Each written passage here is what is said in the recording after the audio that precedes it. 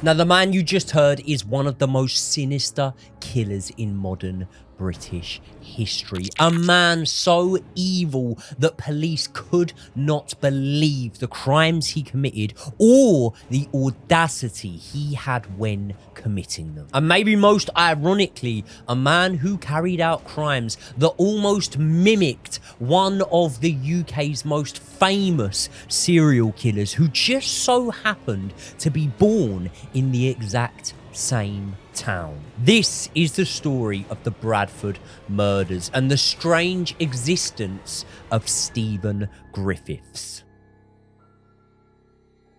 But just quickly before we get on with today's case, I want to give a huge shout out and thank you to all of our members. We are approaching 200 members to the channel, which I cannot stress how grateful I am for. Those members are getting members only exclusive weekly live streams, and all of the content that we drop off of this channel is uploaded up to 48 hours before for the members. So if you want to become a member, it is linked in the description. Just do so now. Now, this is one of the most shocking British serial killer cases in modern history, and the details of this crime are incredibly gruesome and incredibly horrific. So what we will say straight away, first of all, is that some of you may find that distressing. So bear that in mind when watching this video. What I'll also say is that we'll always try and cover these cases with sensitivity, and our thoughts and prayers go out to the victims, their family and friends, and we'll try and do the best that we possibly can to honor their memory in this video. But now let's get straight into it. So the first point we come to in this case is May the 25th, 2010. It's seemingly a very normal day. A dog walker leaves their home and starts a walk. They travel down the River Aire in Shipley, which is near Bradford, and they walk along the river's bank. They turn to look towards the river and they see something very, very unusual. It's a black bag that is floating in the river. Now, it's spherical in shape, but it's not something that you just sort of see like a normal bin bag. There's something weird to it. Initially, they thought, could it be a football? Could it be something else? And so they have to go and check this out. And what they actually do is call the police straight away. And they arrive pretty quickly at the scene and they retrieve the bag from the water. Now, inside that bag was something that the police could never have prepared themselves for. Unfortunately, it was the head of a person that had been decapitated and mutilated so badly that their normal facial features could not be identified. And it didn't just stop there. Through the middle of the head was a crossbow bolt. And so the police immediately call for backup, and there was a significant crew that arrived, and they did a thorough and complete search of the river. But within that, there was nothing that could have prepared them for the true horror that they were about to discover. In the course of their search, they identified 80 different dismembered body parts that were discovered right there. Now, because this head had been so badly mutilated, they couldn't visually identify this person, could they? They couldn't, no.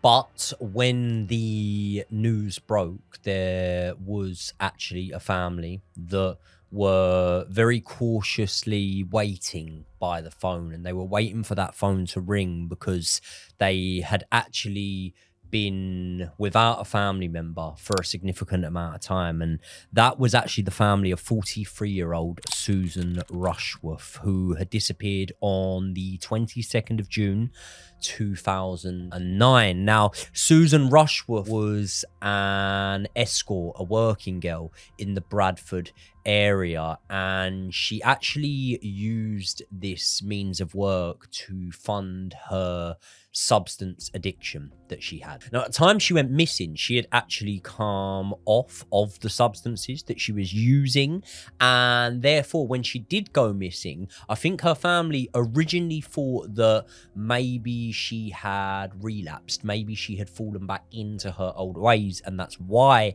they hadn't heard from her. But obviously as time grew, they knew that it was very out of character, and that despite her having this sort of substance addiction, she was someone that would let her family know where she was and that she was safe. And the fact that she hadn't was why they were sort of sat by the phone when this discovery is made, because like it or not, those closest to Susan feared that it could be her body that was found in the river. But little known to that family was that there were another family that would have been sat by the phone and that would have been dreading a phone call, because there was another escort that had gone missing in very similar circumstances to Susan. And this escort had gone missing a lot more recently than Susan herself. Now, this escort's name was Shelley Armitage, and she was quite well known around town, wasn't she? Yeah, she was very well known and very well liked. She was 31 at the time of her disappearance, and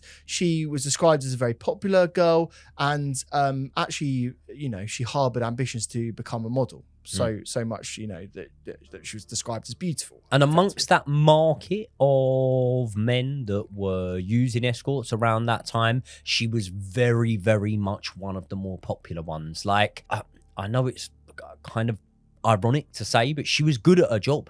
She was good at her job. She made these men feel welcome. She made these men feel comfortable. A lot of them, like, we know from this case as well, and this is one of the things, like, we all know what escorts are used for, but we know from looking into this case that some men use these escorts as company. Just purely as company. Yeah, this is the thing, especially with I suppose the person that we'll talk about most involved in this case. It's not always, you know, a sexual thing. Sometimes it can just be companionship. Sometimes it can be, I suppose, a comfort blanket to hide yourself away from loneliness and, you know, potentially things like depression and that sort of thing. People use them as, you know, potential friends and companions in their time in which they feel the most lonely.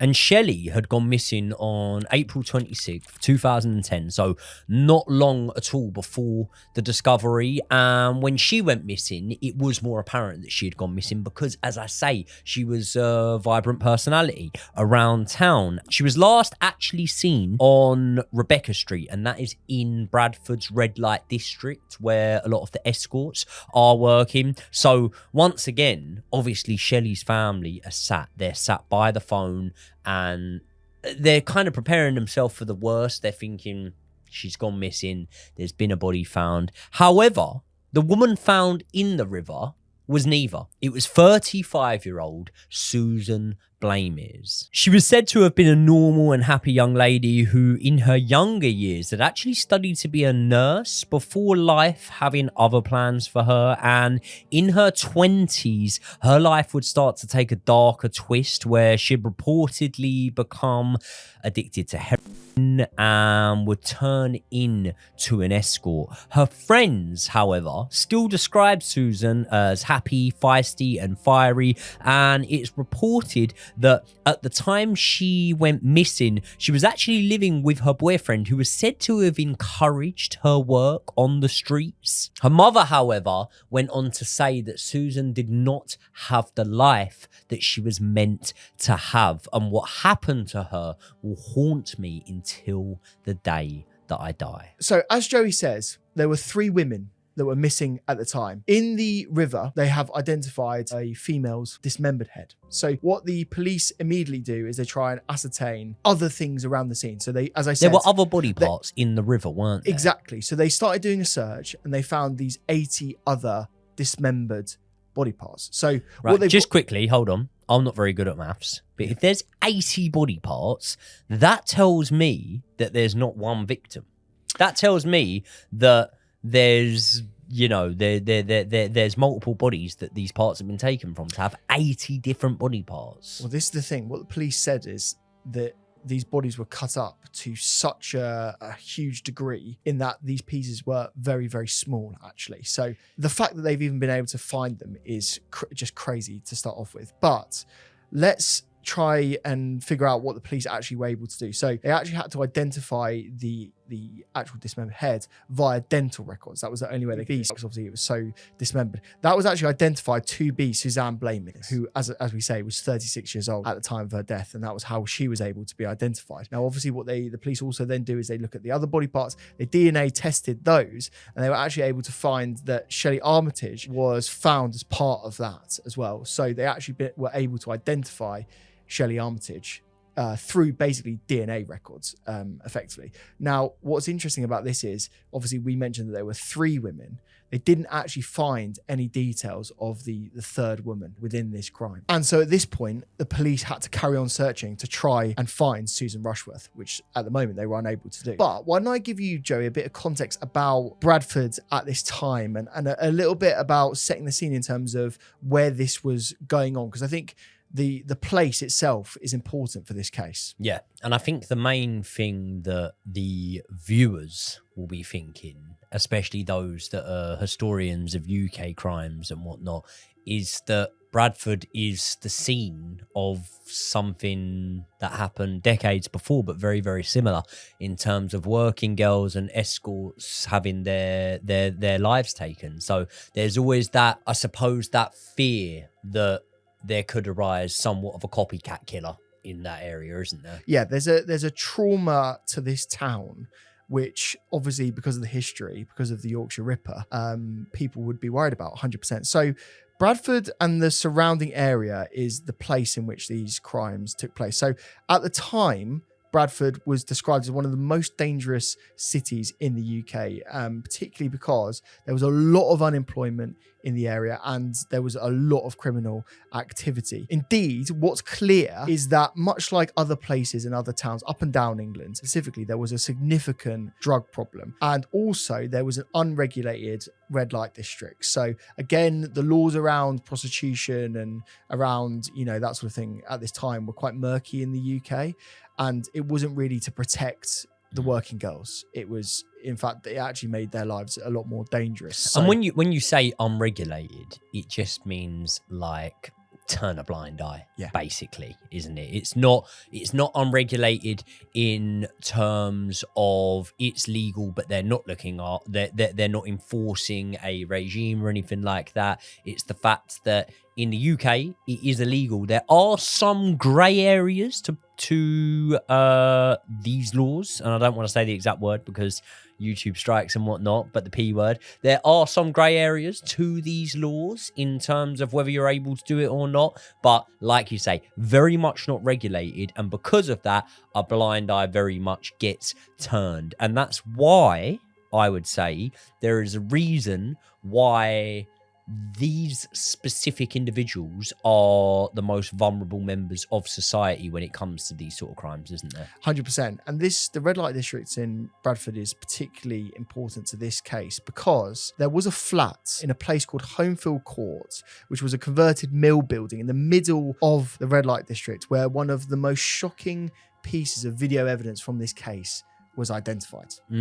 So it's Monday the 24th of May 2010, right? And a man named Peter Gee is looking after this complex, Homefield Court, right? He's the caretaker in essence, right? He's been off for the weekend. One of his first things he does Monday morning, I'm sure he checks the fire exits. I'm sure he's got a bucket list of things he needs to tick off. And one of the things he needs to do is he needs to review the weekend CCTV footage, because obviously if you're a caretaker of a building like this, you need to make sure of comings and goings, which there are many, but obviously you need to make sure that no one's like illegally living there or anything like that. You always look through the CCTV and just to check and make sure that nothing's damaged, stolen over the weekend, anything like that. And upon doing so, Peter Gee sees some very, very disturbing footage. Now, although we are not able to see the full footage, Peter Gee would have been shocked when, during the footage captured from the Saturday evening,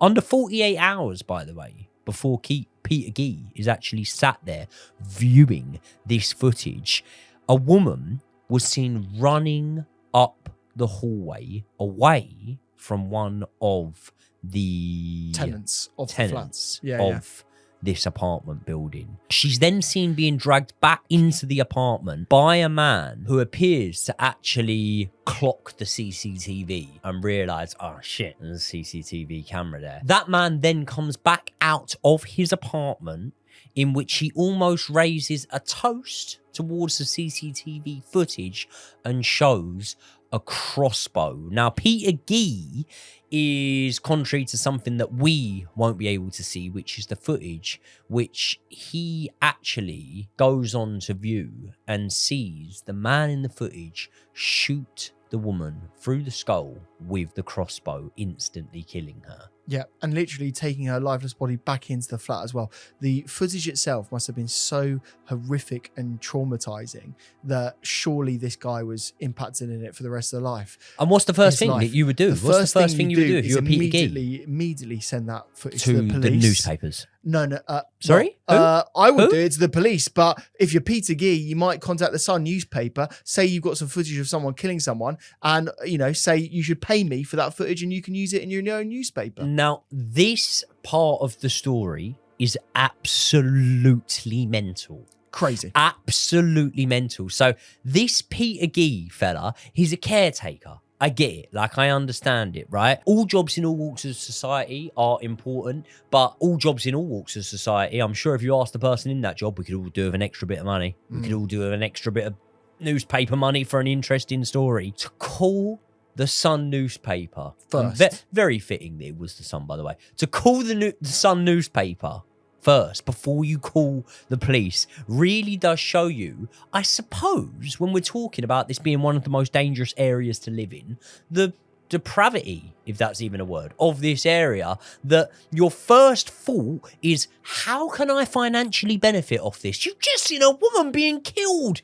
in a hallway of a building that you were the caretaker to. Like, to call the Sun newspaper, that's fucking mental. Also, if I'm the police right now, why am I not, like, potentially looking at this guy as not a suspect, but he should be charged of something, like going straight to the Sun newspaper? It's just wrong. Really. A complete wrong. Yeah. So the man that he saw in this footage, right? Didn't he recognize this guy? The caretaker, didn't he know who it was? The caretaker knew straight away who this man was. Not only because he was a tenant and had been a tenant of the building for quite a while, but let's just say it wasn't unusual for Peter Gee to see this man and to see this man in the late night or early hours bringing a woman who he believed to be an escort back to the apartment. This man was a known user of sex workers,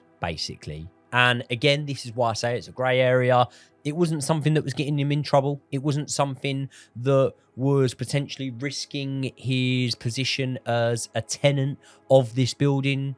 It was okay. But who is this man? Right, before we get into that, you guys know that we are huge fans of this wonderful pouch of goodness, which is from our favourite sponsor of all time, Space Goods. And we've actually been taking this stuff, Jay, I don't know if you know this, for over 3 months now. It's been since we've started working with these guys. And to be fair, it's been a bit of a game changer for us. What we've noticed is we've been more focused, we've had a bit more energy than we did before, and that's basically as a substitute for coffee. Like, back in the day, people have coffee all the time, don't they? And we've just been having this instead. Speak about focus, for me, I would say it's helped me with something that I've always, throughout my whole life, struggled massively with, and that is my attention span. Yeah, and that's basically all down to the ingredients that are within Space Goods Rainbow Dust. And they include things like ashwagandha, cordyceps, and vitamin B5. And basically what that does is it sort of helps you calm down, it reduces inflammation and stress, and also keeps my mind on task when we need to get things done.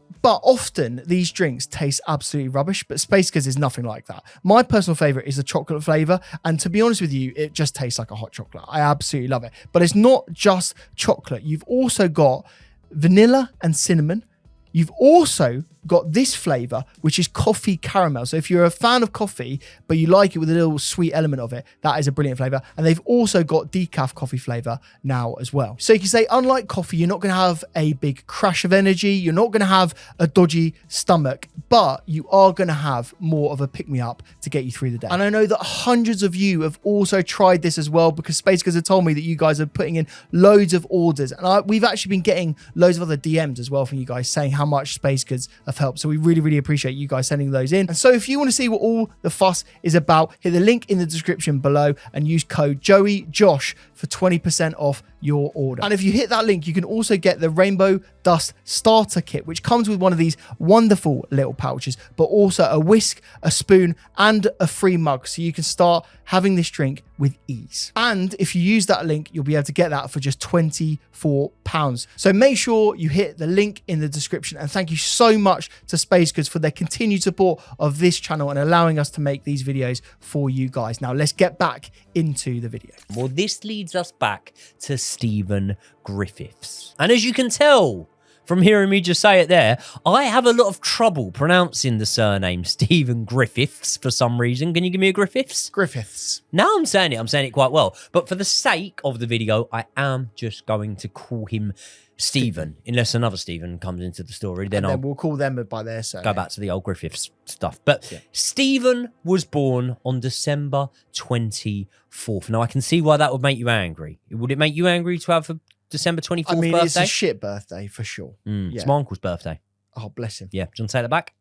It's a shit birthday. Say sorry, Lawrence. No, I'm not saying sorry, Lawrence. Lawrence knows it's a shit birthday. Okay, I feel for him. Okay. But anyway, right. So December 24th, I think it's his birthday. I can see why you'd be annoyed, right? You know, Christmas, birthday, supposed to be separate entities. I don't want to combine the two because that combines the amount of money you're spending on my presents, and therefore that is your childhood ruined. But Steven actually had a lot more trouble than just having a birthday near to Christmas that he had to endure during his childhood years. And most significantly, it was the fact that despite coming from an unbroken home at the time, the home was broken, but not because his father had left, like we've heard in many cases before, when we detail the background of how killers and serial killers in these instances are formed and how they're made and the psychology that goes into their upbringings that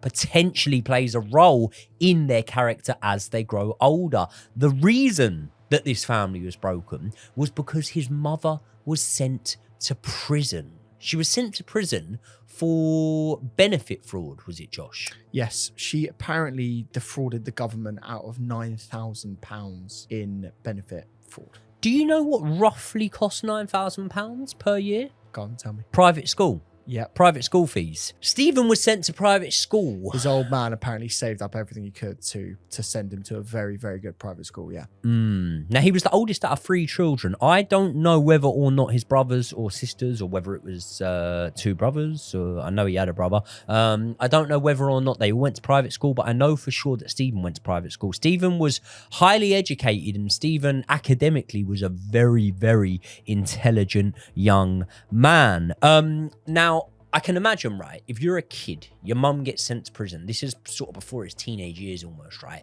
His mum gets sent to prison. Now, one thing he's probably craving and probably sat there for what feels like an eternity, I suppose, is your mum to come home and you to finally have that happy, healthy family unit, right? But what happens when his mum comes home from prison? Well, it gets completely sick from there, to be honest with you. She comes back and she was known for having sexual relationships with multiple men, neighbours, friends, different people all around the town, really, and having sex publicly in their back garden, effectively, for everyone to see.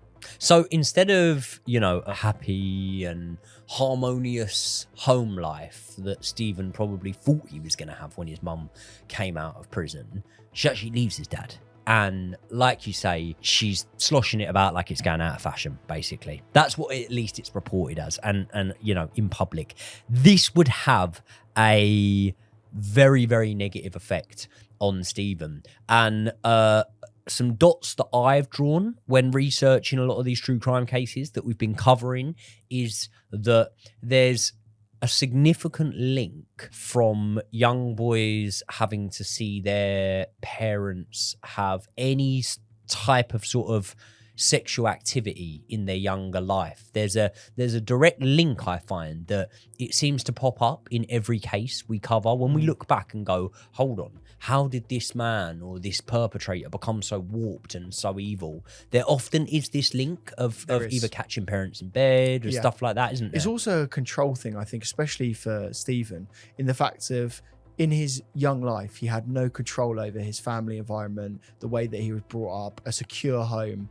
and also just generally sort of solidity in his life. And so what he obviously harbored, obviously beyond the trauma, was like this sort of sense that he couldn't control anything that was going on. But it wasn't just that, was it? There was other elements of his life that showed his psychopathy. And I think we can use that word, you know, authentically and truly here, because what he was doing, he was messing around with animals. Wasn't he? Again, like, it's another line that we draw straight away, and it's another thing that all of these lot seem to have in common, is the first to harm animals. And obviously there's, again, when we move through the case, we speak about a vulnerability, right? The most vulnerable things out there are, you know, animals probably, and babies, and anything that can't protect themselves, things I don't want to think about, right? And then you sort of start to climb the vulnerability ladder, and you start to maybe move on to adults who are less vulnerable but are putting themselves in vulnerable positions. We'll get onto that. But it starts off with Stephen in his younger years, harming animals, taking pleasure in mutilating animals, amputating animals, and I use the word friend loosely, one sort of school friend of Stephen's actually describes a moment when Stephen ate a rat in front of him. I didn't even hear that. That's ridiculous. Ate a rat in front of him. Apparently, Stephen also used to have an obsession with chopping tails off of animals. Yeah. Amongst many other just sick, weird do you things. know what I was thinking about on the way over here today is, do you not think that when people identify this sort of behavior, that there should be a process in which you could, you know, say to a psychologist or someone, you know, in a position of authority, that this person needs help and they're obviously not very well? Because this is such a common trait of psychopaths. Depends what age though you're doing it at. Yeah. Because, like, say for example, what do I do if someone ate a rat in front of, we're talking teenagers, talking 13, 14. Yeah, true. If I was at school and someone ate a rat out of me in front of me, do I think, right, this guy is a psychopath, he could go on to be a serial killer, he could whatever, you know, he's got problems, he's got demons, I need to report him to the school counsellor or whatever? Or do I just go and give him a good kicking? Probably the kicking, but probably also, like, kicking. Would we all not be better off if that went to a teacher? The teacher could then raise that to a person of authority. We all would. But do we live in the real world or not? No, we don't. No. Well, no, we do. We live in the real world. Yeah, and in the real world, people don't take that accountability and responsibility. In the real world, people just think, fuck this kid's a weirdo. Like, do you know what I mean? And then actually what that does is it adds to the problem, because it ends up in these kids getting bullied and feeling even more resentment towards the world, doesn't it? True. Yeah, I think what's clear about this, because I'm being sorry, just to interrupt you. I'd have bullied this kid at school. Yeah, I'd have bullied the fuck out of this kid. Yeah, do you know what I mean? What's clear from the people that did know him, and again, you use the term right, he didn't really have a lot of friends. The term is a very loose term. He was obviously very lonely at school and very isolated. And what everyone said about him is that he really did just sort of keep himself to himself. And so that dominated his school years. But it didn't. I don't know. You say that though. You say about keeping himself to himself. Like, I've heard so many stories of him in school where he's showing people weapons, where he's that doesn't mean he has a relationship with them though, does it? That means that he's showing off in front of them. That's very, very different. And that's exactly why I say that. And I want to clarify it to make myself not look as bad, yeah? When I say I'd have bullied this kid, when you described him as someone that keeps himself to himself, that's not someone I'd bully. I'd bully someone who's going round and describing to people how he mutilates animals. He chops tails off dogs. He's showing people weapons. And so much so that in his later teenage years, by 17, right, he's even started to to use those weapons on people. He assaults a security guard, I think it is, that catches him shoplifting. He actually slashes him with a knife and is sentenced to 3 years inside. And very, very luckily for Steven, by the way, well, I say luckily, a young offenders. Had he been one day over 18, he goes to full normal man's prison, and he is a boy in a shark pool. Yeah.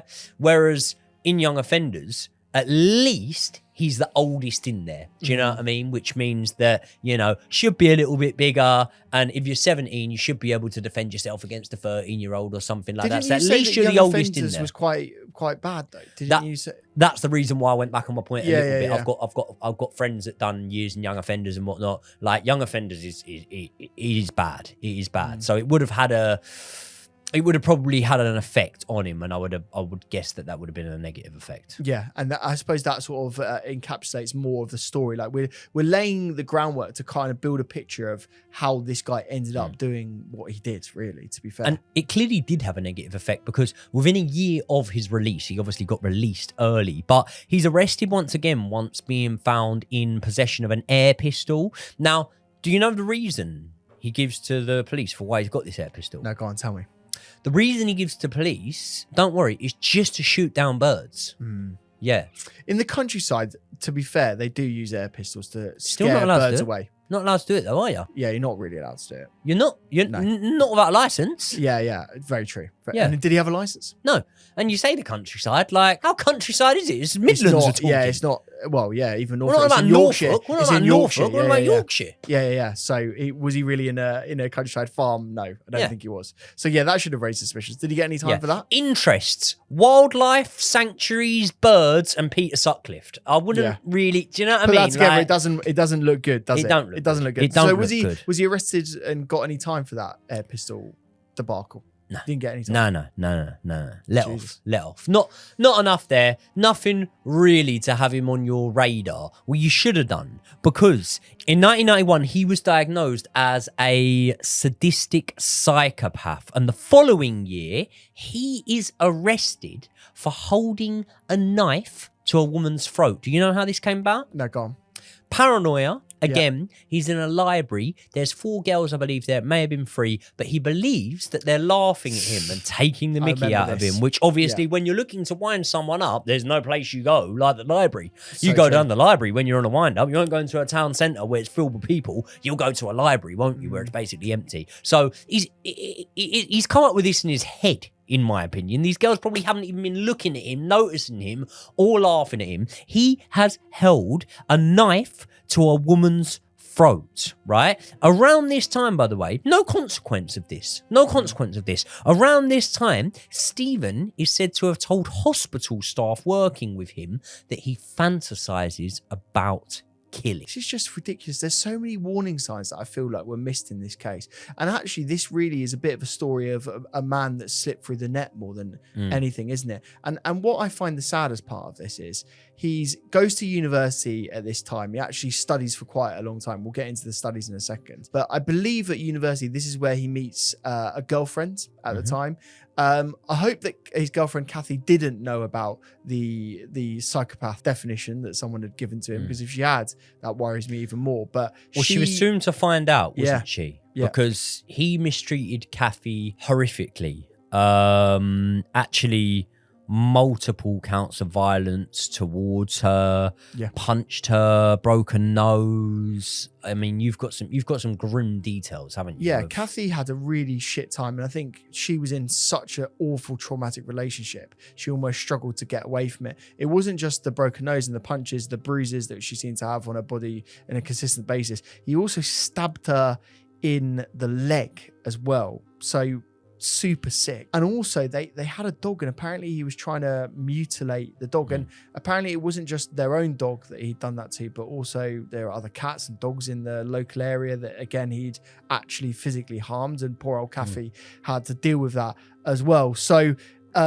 it gets even worse than that for Kathy, and actually Kathy has been brave enough to speak out after this, and this is how we know all of these details. If I was Kathy, I think I'd want to keep anonymous for the rest of my life, because I'd be so scared about this guy.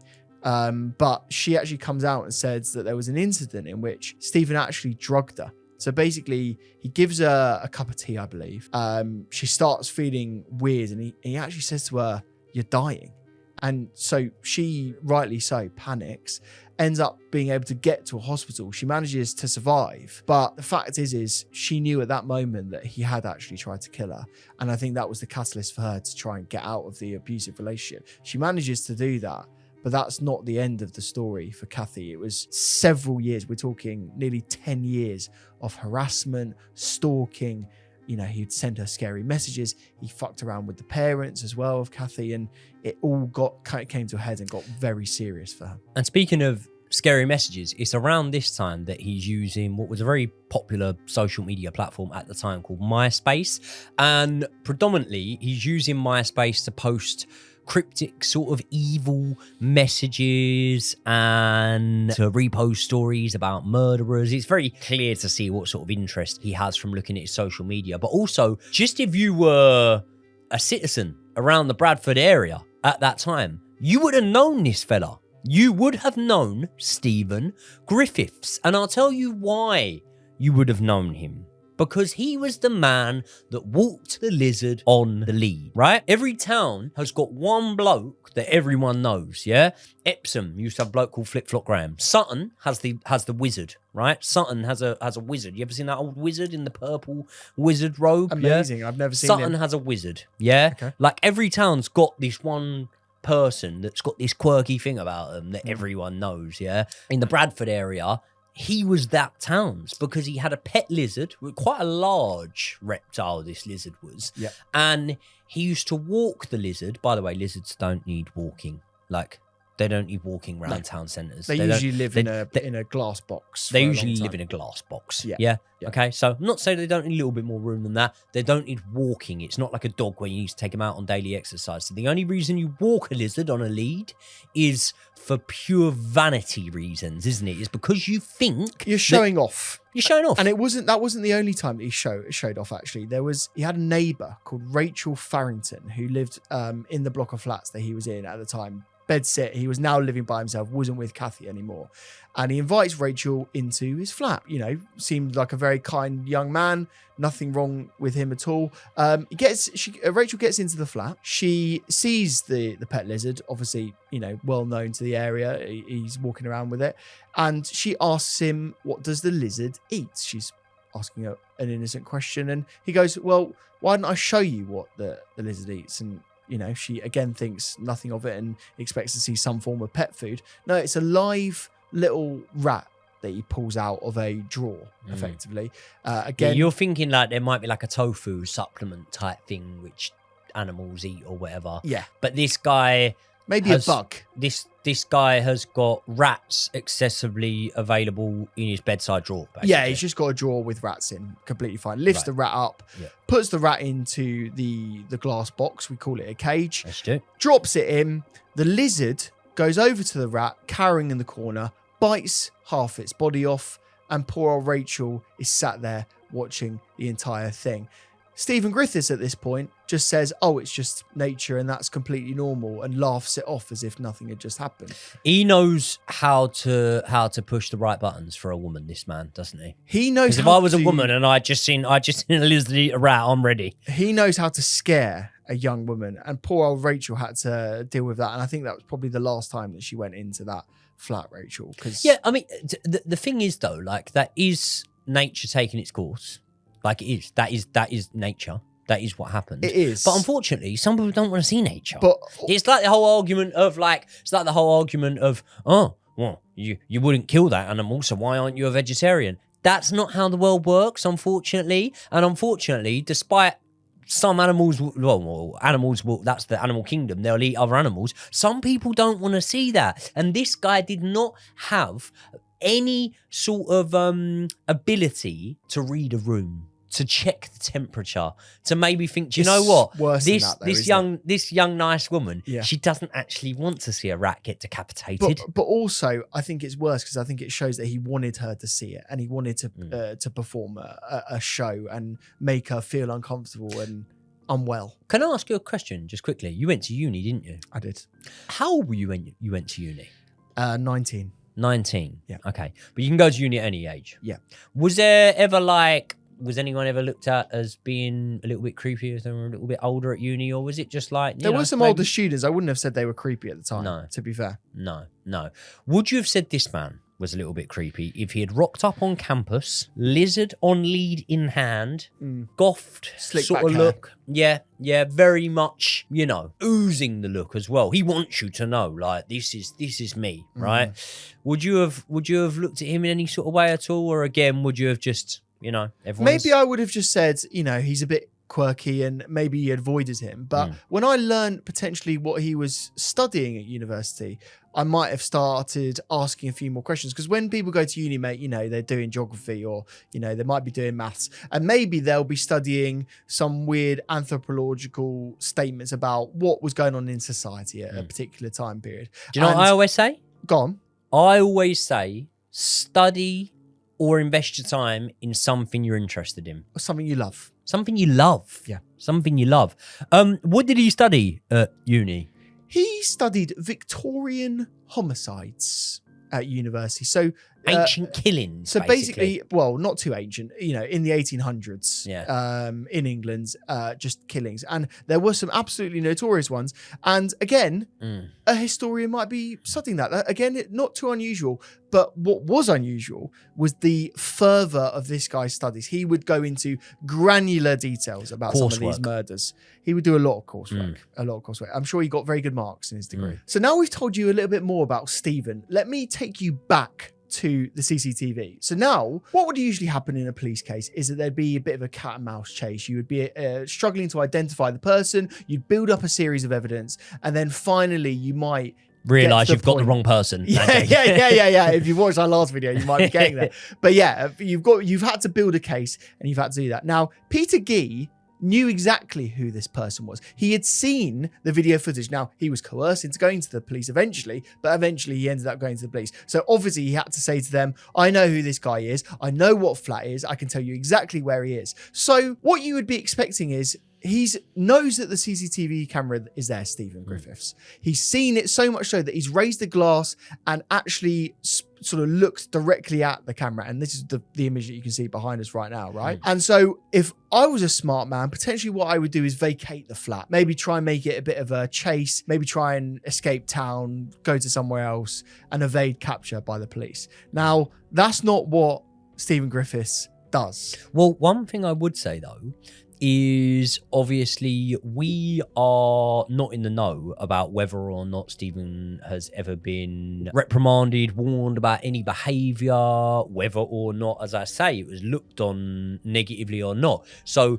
Steven Griffiths, there's probably a rule somewhere in his residence agreement that it's him that lives there and he shouldn't be bringing people back there and whatnot. And he knows that he's been bringing working girls back all the time.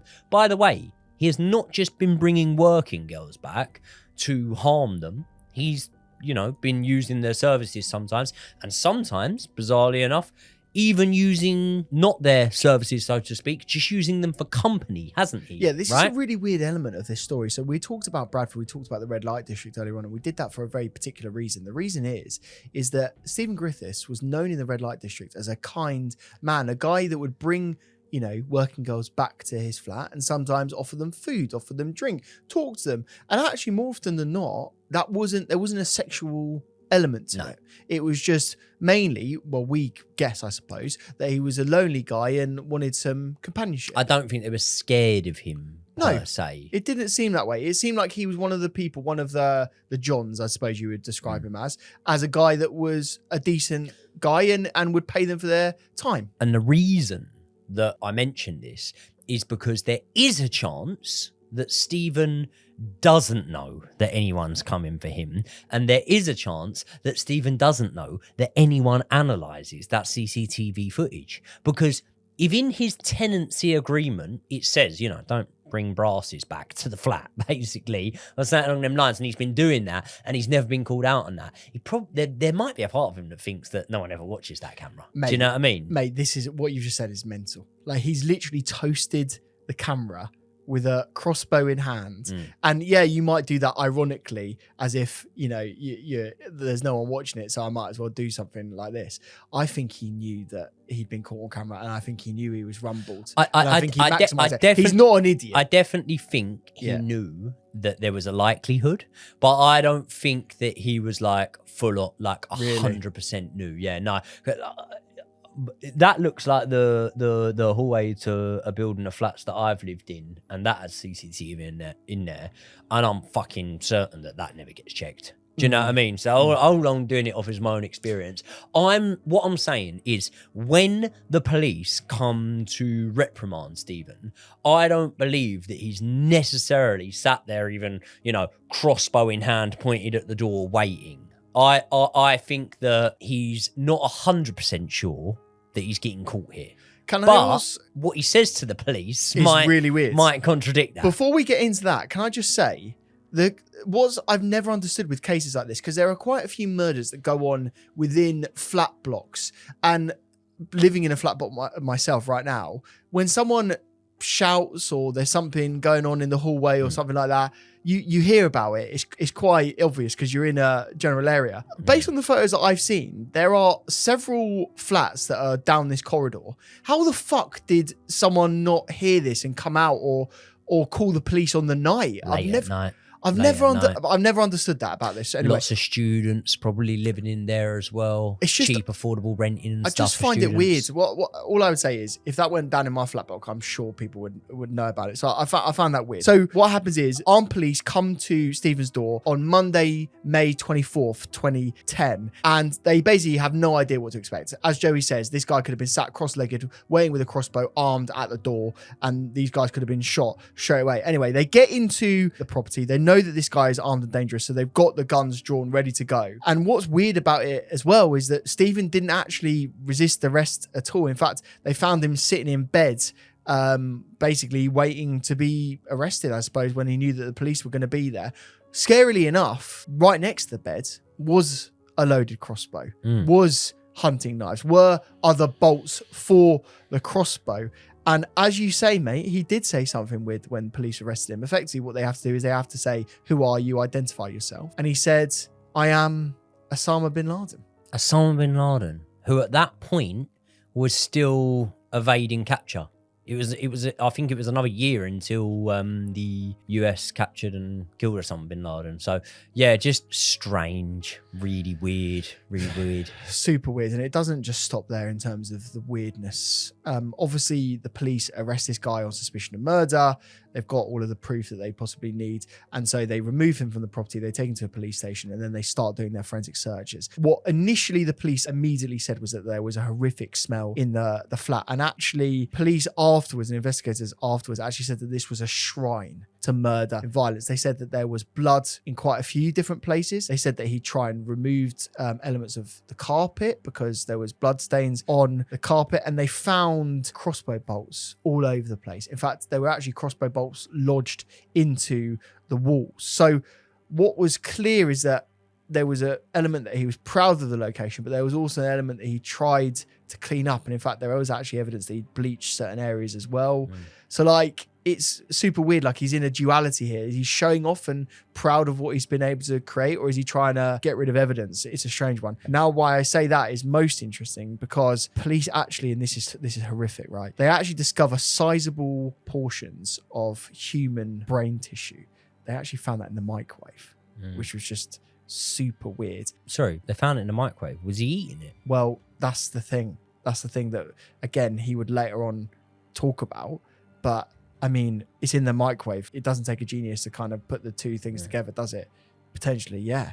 And it wasn't just that. On a plate on the coffee table in the living room, he actually, and the police found amputated breasts as well. So can you imagine walking into that room? Were these identified to belong to the women that had been found? Because obviously what we haven't actually said when we speak about the victims was only 2 bodies were actually found, weren't they? Yeah, when we mentioned 3 at the start of the video, only 2, yeah, as you say, were identified. And yeah, these were parts of those 2 these two women, unfortunately. So yeah. And it's Susan Rushworth, who I originally spoke about as being one of the escorts that had gone missing, whose body was never identified at this point and hadn't been found at this point, but will come back into the story as we go on. And it wasn't just that they discovered. They discovered lots of video footage and imagery of the victims in various states. And again, I won't go into really the details of what they found on those videos, but they were absolutely horrific, right? So Griffiths is then taken into custody and they immediately start talking to him. And by all accounts, he seemed very calm. They described him as arrogant, but he talked quite a lot. Mate, this is where, and we've had this discussion before, this is where I could not be a police officer, and I could definitely not be a police officer that has this role and has this job in terms of suspects has been reprimanded and reprimanded. But they probably were doing both things. So they've reprehended him, right? Basically, I just couldn't do this because to have this little weasel, let's be honest, like you beat women, you're a weasel. You kill women, you're even more of one. You go and do it because you're actually not strong enough to do it of people that you perceive as being able to put up more of a fight against you. And that's why you started on animals, and that's why you moved into society's more vulnerable category of people that you'd be able to target. That's why you did that, because you're a weasel and you're a weak person, right? And that's why I'd make a shit police officer, because if I have got this little grease back haired weasel sat in front of me going to me, yeah, I've done loads of them, killed loads of them, even eaten some of them as well, and acting as cocky as we know he did, it would just make my blood boil, mate. I couldn't be doing with it. So true. And it gets really dark from here. Basically, what happened was Griffiths freely admitted that he had murdered Suzanne Blamires, Shelley Armitage, and Susan Rushworth, claiming that he'd killed loads. And sometimes, as you said earlier on, this was the first time he actually admitted that he had eaten some of the victims. And he actually said that's part of the magic. So just so sick. And this was the first point in which he actually identified all of the women, said that he had murdered them. But he's the weird thing about it is he is to an extent cooperating with the police, but to an extent massively not cooperating with the police. Because he's almost saying like, yeah, I've done more than that, but I'm not going to go and do your work for you. Like, you know, I know you've got me on these 3, and he's admitting to these 3, although he's not telling the police where one of the bodies actually is, right? Yeah, but he's also Susan Rushworth, but he's also bragging about doing more, but then not giving them that information. So he's cooperating to an extent, but he's not really, is he? And what's really weird about this is he, I think, identified 3 women in particular, and he called them out by name. And the reason that we police and investigators suggest he did this is because this is the clarification of a serial killer, effectively. So to get to that point, he needed to do that. Another weird part of this is that Griffiths actually admitted to using public transport to dispose of the body parts that were found at the start of this episode in the River Aire. And actually, can you imagine, he's carrying bags on a bus with a decapitated head inside. It's just absolutely ridiculous. So anyway, let's get to the court case. So Steven Griffiths was banged to rights. He'd confessed all of these crimes.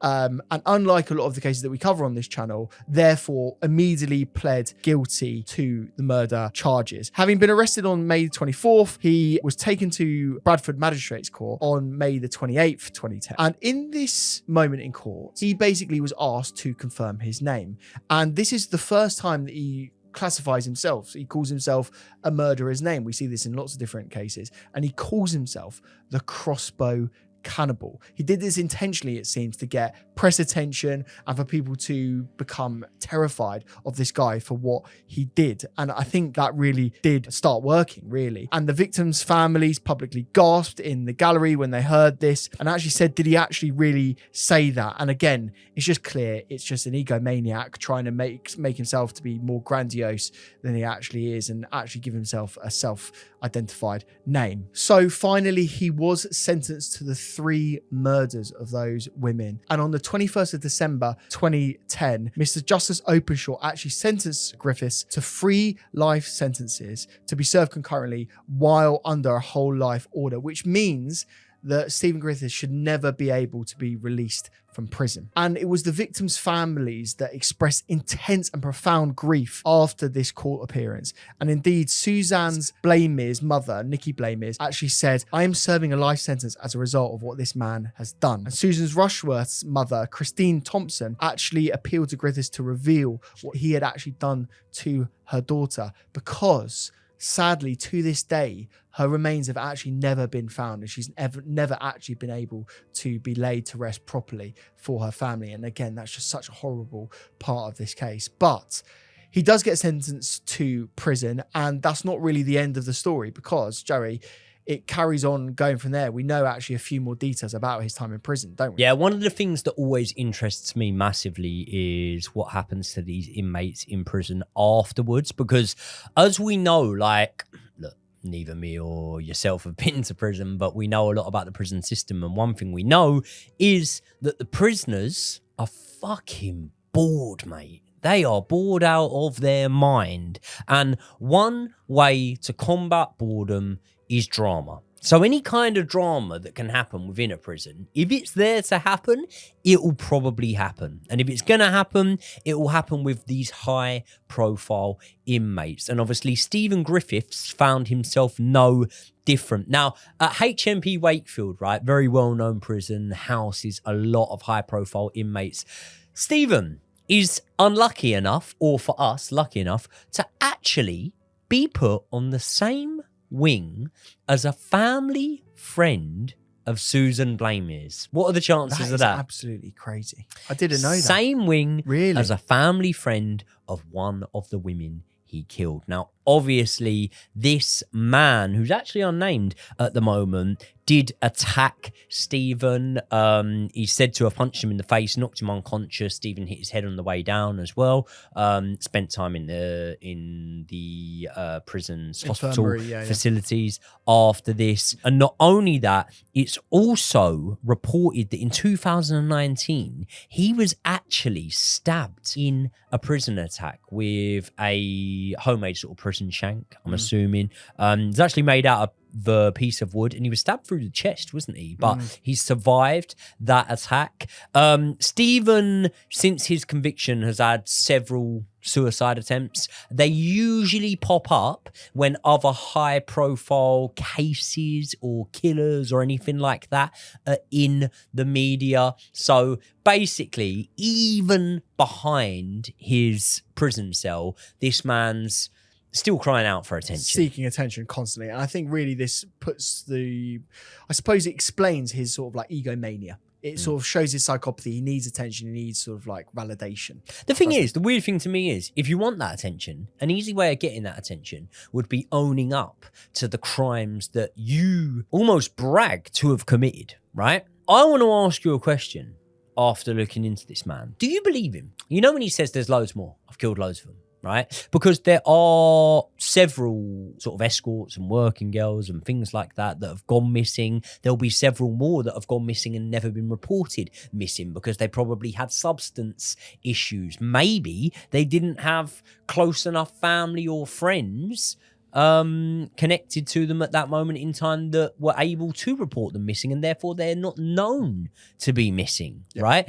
Do you believe that there are more victims, or do you believe that there is an element of a bullshitter that wants attention about this man? I think in the interview process, obviously he's going to be self-aggrandizing and want to show himself to be as vicious and as sick as possible. But also on the other side of that coin, I can absolutely see there being a logical reasoning to say a cold, heartless killer in the same way that this guy is would potentially have other victims. And the fact that he identified 3 got him to the point in which he was classed as a serial killer, but he didn't want to divulge too many more details beyond that, it seems, in the interrogation. So I think it's entirely logical. But Do you have some names of people that you think might actually be related to this case? Well, actually, there's been multiple women that have been looked into and that have been linked to Steven since this.